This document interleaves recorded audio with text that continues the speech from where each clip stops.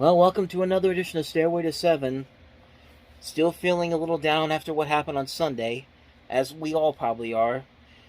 And, I don't think it's going to get any better, folks. Not after everything that everybody within the Steelers organization, specifically the coaches, are saying. And, this is not a good time right now. I mean, this is not the time to be in this situation. The fact that this offense is completely vanilla, plain, bland, not doing anything exciting whatsoever with the talent that they have on this franchise right now, this team, and just some of the things that these coaches are saying right now is so alarming that they are not going to do any major changes right now. Which at the same time, I kind of get because it is a short week. They literally play less than 24 hours from the time I'm recording this, which is on September 22nd at around 1 a.m. in the morning. But at the same time, though, you're not getting these people excited with some of these comments that you're saying right now. I mean, Matt Canada right now is... I think I'm with everybody else right now. He's got to go, but I think that's a given. That I think even the players right now are frustrated with the way this coaching staff, and specifically Matt Canada, is running this football team right now, and it's hard not to understand why they're feeling this way, because just some of the things that they're saying about this, like the one thing that really irks me is how they're saying that they don't want Mitch Trubisky to make any big plays. They don't want him to make any plays down the middle of the field because he can't turn the ball over. He's got to avoid turning the ball over so they can win. So they can win games with the defense that they have. Well, and basically what they're telling us is that they're treating Mitch Trubisky, a guy who has been in the league for, this is his 6th year now. He's been with 3 teams, including this one, and they're basically putting him on a leash, saying, "Don't do anything big. Don't do anything exciting. Don't do anything that's going to make people. Don't do anything that Ben Roethlisberger would have done. Just keep us in the game." And it's hard to do that when your defense, without T.J. Watt, is not doing anything. Couldn't get anything going last week against New England. I mean, they played okay, but they were missing T.J. Watt big time. And as soon as they let that touchdown from Mac Jones I'm doing this again. I can't remember who threw the touchdown. Nelson Aguilar, I think it was. Once they threw that touchdown at the end of the second half, they completely fell apart after that. Like, they had that one drive in the fourth quarter where you felt like, okay, they're back in it, but they just kept making mistakes on so many levels. Like, the play calling in that game was abysmal, and I've gone on long enough about how the Steelers should have won that game. But Tom Brady's not there. Bill Belichick lost the last game that he played. Lost the last game against the Dolphins, which that should have been a sign for you to go in there and tell Bill Belichick, you're not going to push us around anymore. And instead, they just let him win the game easily. We don't even have to do the whole thing about, oh, he's cheating and all that. No, Bill Belichick actually tried this time around, and then, okay, I'm still frustrated over that. But guess what, folks? We have a game tomorrow night, and it's against the Cleveland Browns. You know, the Cleveland Browns that almost won the game on Sunday against the New York Jets. They were up 30-17 with less than 2 minutes to go in the game, and then they let the Jets score 2 touchdowns, including the game-winning extra point at the end, to completely collapse that game. You don't think they're going to go into this game eager to get back into the swing of things, and seeing how bad this team is offensively, and the fact that T.J. Watt's not there anymore, not there for right now? You don't think they're going to go in there and just decimate this team quickly? Like, really? I know what their game plan's going to be. They're going to run Nick Chubb. They're going to run Kareem Hunt. They're going to trick him with Jacoby Brissett throwing the ball a couple of times. But it's going to be about the run game. This is not going to be a high-scoring game on any level whatsoever, because all they want to do is keep the Steelers off the field and just let the running backs run all through that, shred that defense so badly that the Steelers don't have any chance to get back in this game except to have Mitch Trubisky throw the ball down the field, which, as I said before, the Steelers aren't going to do that. But I don't know. I mean, they're even talking. Some people have been wanting Kenny Pickett to start in this game, but here's my thing. I would give Mitch Trubisky and Matt Canada one more chance with this game. If Trubisky is still playing as badly as he has been playing the last couple of games, if this offense still can't get anything going, then you just let him play this game, take the L, and then switch over to Kenny Pickett for Week 4 against the Jets. That's the perfect situation. That's the best situation they could be in right now. The perfect situation would be to come into this game and actually win, but as I'm about to tell you, I'm just going to say it right now. The Steelers will lose this game either way. They'll lose this game just by losing because Cleveland will have the 2-1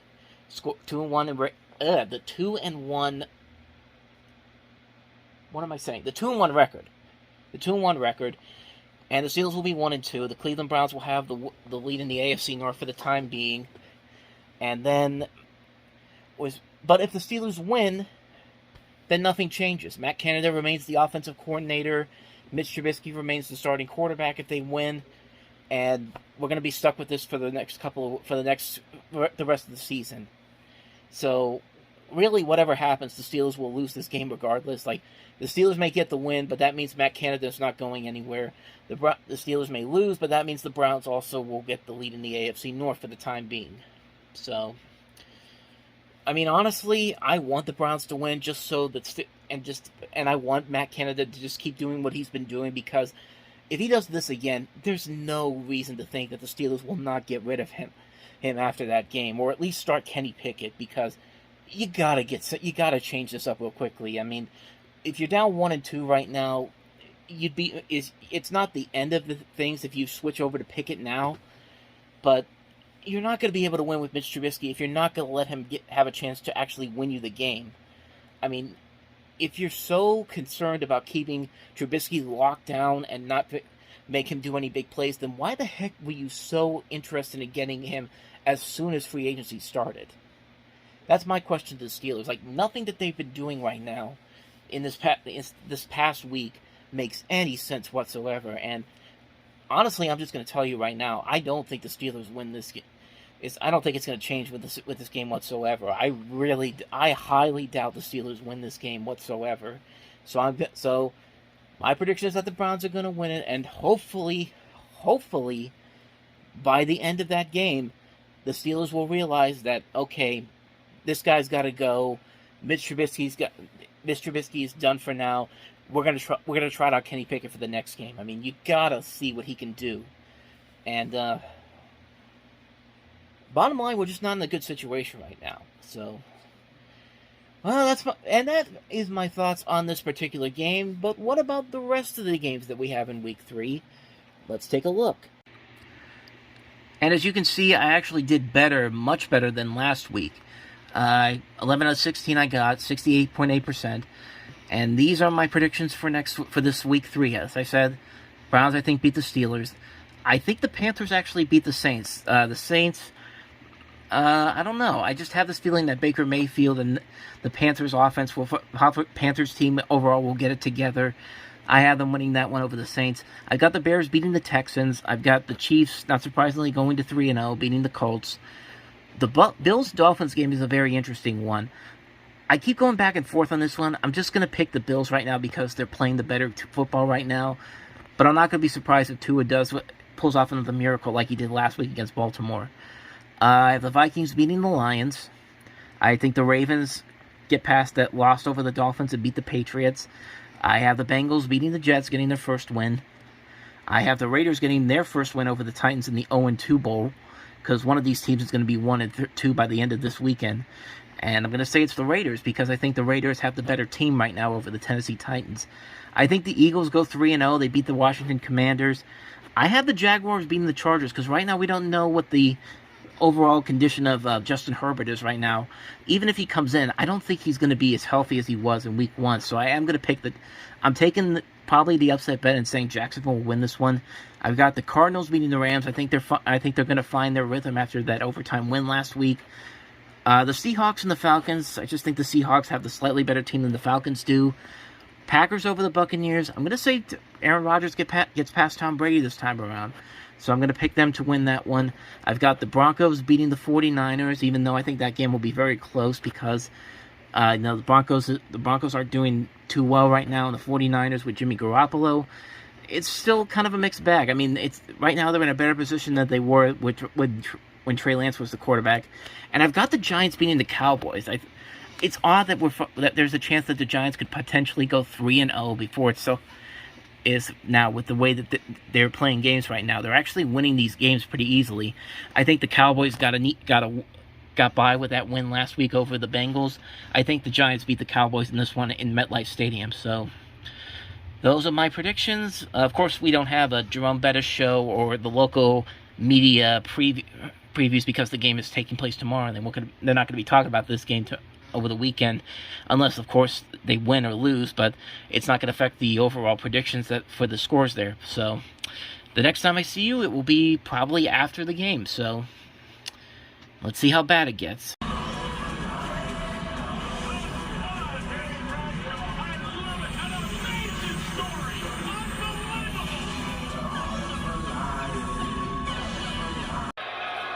Chubb. Close. Right there.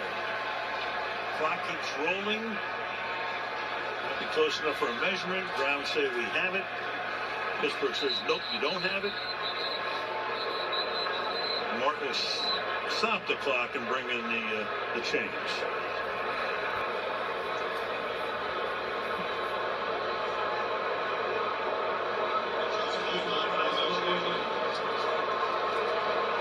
Of course, if they're short, they'll run the clock. You still have 29 on the play clock, so there'll be a little bit of time, minimally, at the end.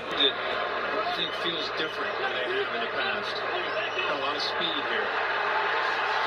Well, let the celebration begin.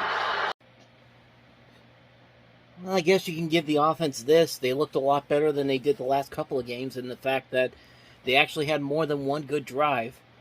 There's actually two or three drives, actually. And they actually had a lead at the half. It was 14-13, and you thought maybe because the Steelers were getting the ball back to start the second half, maybe something would happen. And then it didn't. It's amazing how this team manages to go right at what I was expecting them to do, and yet still disappoint me with what they did, because I mean, how much longer do we have to do this? Seriously, how much longer do we have to do this? Is the fact that you completely fell apart in the second half when you were doing a decent job of keeping the pace with the Browns, and then you let them completely run over you. The first drive of the third quarter, a 6-minute drive that goes absolutely nowhere. You do nothing with it. You don't even try to you don't even try to go for it on fourth down at any point in the game. You had 1 third down completion the entire game. You know how many the Cleveland Browns had? 3. 3 out of 4 third down completions. Actually, was that I don't think it was even that. I think it was fourth down. Fourth down 3. It was either third or fourth down. I'd have to look back into it again. But at the same time, man, come on. This is a divisional game against your an opponent in your own division, and you just gave them the game away. You did absolutely nothing to stop Nick Chubb, which I told you before that they were going to run him. I know at the beginning they didn't do that because they got Amari Cooper catch the ball a couple times. They had David Njoku catch the ball, but at some point Nick Chubb and Kareem Hunt were going to come into the picture. And what did you do to stop them? Nearly absolutely nothing. Like, you just let them run over you. And what did your offense do in the second half? 2 3-and-out drives. Again. Like, how much longer do we have to keep doing this? How much longer? And Mike Tomlin said after the game, he's still not going to make any personnel changes. And all I'm thinking is, what are you doing? Like, why are you trying to destroy your own legacy? You have 15 seasons without a losing record, and then all of a sudden, you do this. You've done this for the last 2 games now, and it's proven that it's failing you miserably, and you're not even going to try to do anything. You realize that this team is 0-6 now when TJ Watt is not in the lineup, and they're not going to get him back until November? Let's see what their schedule is going into is going into the November. They got the Jets next week, which we still don't know if Zach Wilson's going to be playing or it's Joe Flacco or not. We still don't know how Wilson is at that point. But then after that, you got to go to Buffalo, who is probably the hottest team right now in the AFC. Tom Brady comes to town with the Tampa Bay Buccaneers, and despite the fact that they're not putting away big wins like they did the last couple of years, they're still 2-0 at this point. You then got to go to Miami, who's a hot team right now. That's another primetime game. Excuse me. And then you got Philadelphia, who's another hot team. That's 4 games. That's 4 games coming up with teams on the rise. And what is this team doing? The same thing they've been doing the last 2 games. They are not doing anything they are not doing a single thing to keep themselves in these games. As soon as the Browns got up by 2 touchdowns, by 2 touchdowns or 2 possessions. I mean, pretty much a touchdown and a field goal, almost about. They did absolutely nothing to try to get back into it. They went 3 and out after the touchdown by the Browns. The Browns then rode out the clock even more, 3 and out again, and then finally at the end of the game, when they were down by 9 points, then they finally put a drive together, and they got a field goal out of it. And then you have to do the onside kick, which I know they were going off the idea that, it happened last Sunday against the Jets, so clearly it's going to happen again. No, it isn't. Like, anytime the Steelers have gone for an onside kick the last couple of years, it has backfired miserably. There's been a flag thrown. It's just, like, I'm at a loss for words right now. Like, I can't believe this team is literally suffocating itself right now. And the team, and the playmakers on the team, and the offense and the defensive players, all the players on the team, they're frustrated as well. And what is this team doing to try to fix it? Absolutely nothing. I guess if there's positives I could take from it, I mean, they finally threw the ball down the field and actually made for some great plays. I mean, that George Pickens catch in the first half was just one of the greatest catches you'll ever see. I mean, it reminded me a lot of Odell Beckham Jr. when he made that catch, which coincidentally was a game that the Giants also lost to the Cowboys, another divisional rival. But other than that, though, I mean, from the moment that the point where it really came to me that this team was not going to win, it happens very early in the game. Steelers are driving down the field. They have it's a 4th and 5. Chris Boswell comes out to kick a 52-yard field goal. I think and it's windy out. Part of me was saying, why are they kicking a field goal right at that spot? With the wind blowing like that, it's not going to go in. It's not going to.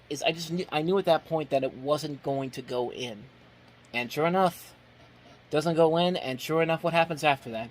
That's when the Browns start scoring the touchdown. They got the touchdown to get the 7-0 lead, and then I knew at that point they're not winning this game. At that point, I was just like, that's all, folks. I just can't believe that Mike Tomlin is still looking at this and saying that nothing needs to be changed whatsoever. I mean, I would think at this point, this game proves that Matt Canada's offense is not working.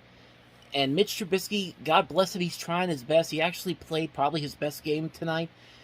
But even then, it's just like, it was like he was back on the leash again after the first half, after they were doing so well.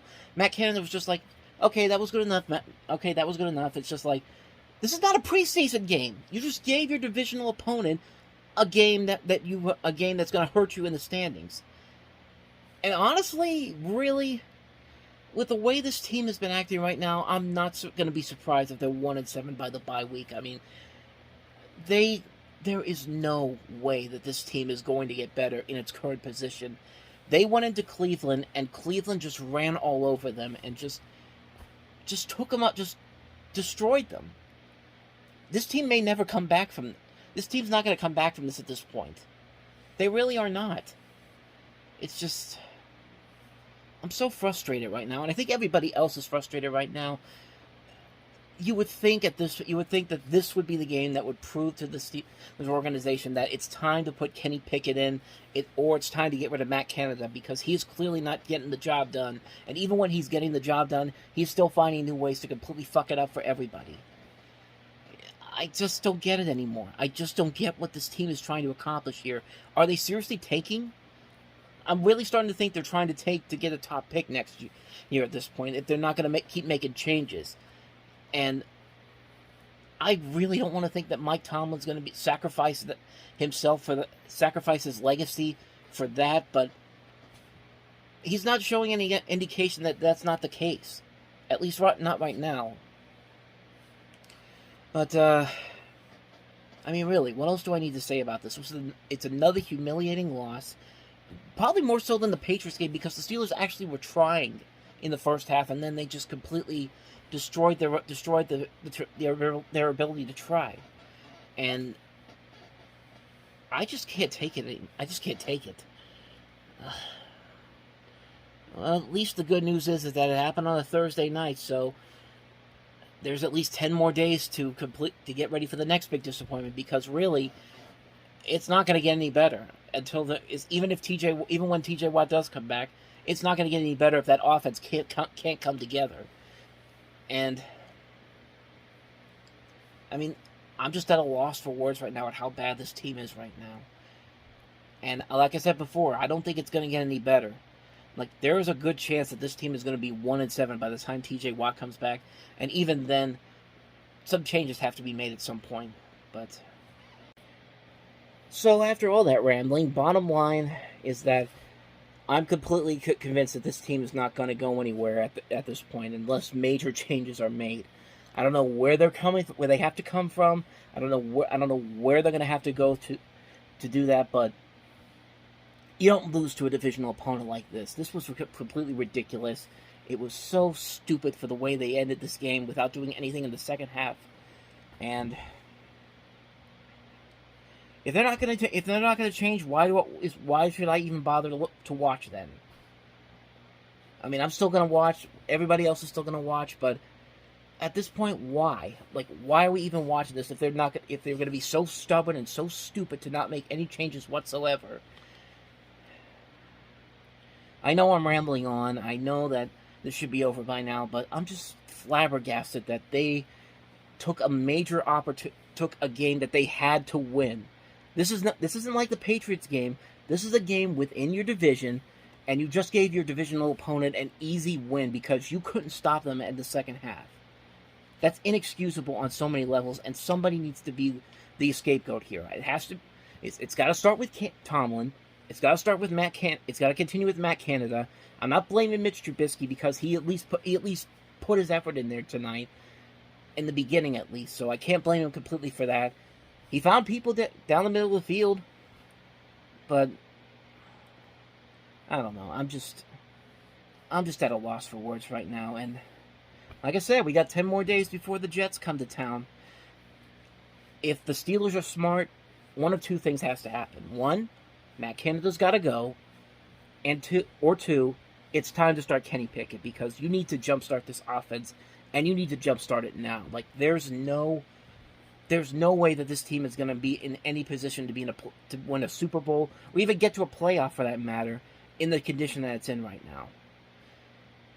But that's it.